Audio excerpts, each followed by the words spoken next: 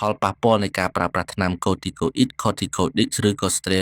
steroid មិនបានត្រឹមត្រូវតាមវេជ្ជបញ្ជាឬដោយគ្មានវេជ្ជបញ្ជា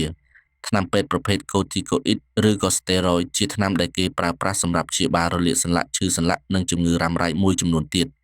ថ្នាំទាំងនេះមានប្រភេទជាថ្នាំក្រពាក់ Cortensil, Prednisone, Prednisolone, Dexamethasone ដែលបងប្អូនប្រជាជនយើងចំណាំហៅថាថ្នាំគ្រាប់ត្រសក់ថ្នាំក្រពើហោះឡាក់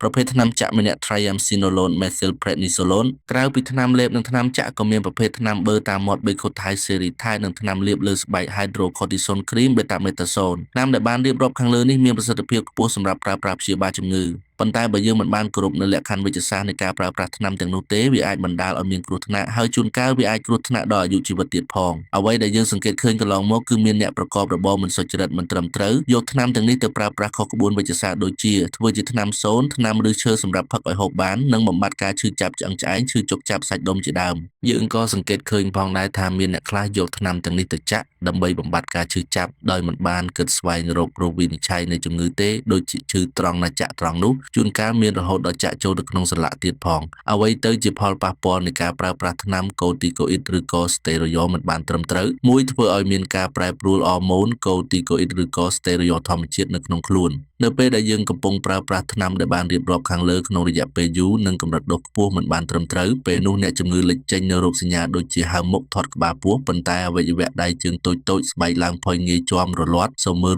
នៅពេលអ្នកជំងឺឈប់ប្រើប្រាស់ថ្នាំទាំងនោះពេលនោះអរម៉ូនធម្មជាតិនៅក្នុងខ្លួនយើងមានការថយចុះឬក៏មិនផលិតពេលនោះពួកគាត់លេចចេញរោគសញ្ញាដូចជាអស់កម្លាំងហេវហត់ល្ហិតល្ហៃ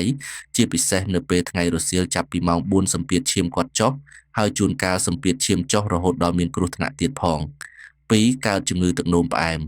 កាលណាយើងប្រើប្រាស់ថ្នាំប្រភេទ corticoid ឬក៏ steroid អ្នកជំងឺពេលនោះគាត់មានអាការៈឃ្លានទទួលទានហូបឆ្ងាញ់ទទួលទានបានជាហេតុធ្វើឲ្យគាត់ចេញជំងឺទឹកនោមផ្អែម3កើតជំងឺពុកឆ្អឹងថ្នាំប្រភេទ corticoid ឬក៏ steroid ពេលដែលយើងប្រើប្រាស់រយៈពេលយូរវាអាចធ្វើឲ្យកំហាប់ឆ្អឹងថយចុះពេលនោះអ្នកជំងឺប្រឈមមុខនឹងការបាក់ឆ្អឹងខ្នងបាក់ឆ្អឹងត្រគាកជាដើម4កើតជំងឺលើឈាមនៅពេលដែលយើងទទួលទានថ្នាំ corticoid ឬក៏ steroid យើងក្នុងកម្រិតមួយខ្ពស់វាធ្វើឲ្យយើងចារជាតិទឹកនិងជាតិសូដ្យូមនៅក្នុងខ្លួនពេលនោះសម្ពាធឈាមយើងកើនឡើង5ធ្វើឲ្យប្រព័ន្ធភាពស៊ាំក្នុងខ្លួនថយចុះអ្នកពិសាថ្នាំ corticoid ឬក៏ steroid ក្នុងរយៈពេលយូរពេលនោះប្រព័ន្ធភាពស៊ាំក្នុងខ្លួនថយចុះពួកគាត់អាចប្រឈមមុខនឹងការកើតជំងឺផ្សិតស្រែកលើស្បែកផ្សិតអណ្ដាតរលាកផ្លុកនោមរលាកតម្រងនោមជាដើមករណីដែលគេយកថ្នាំទាំងនេះទៅចាក់ចូលក្នុងសន្លាក់នេះមិនបានត្រឹមត្រូវវាអាចធ្វើឲ្យមានខ្ទុះនៅក្នុងសន្លាក់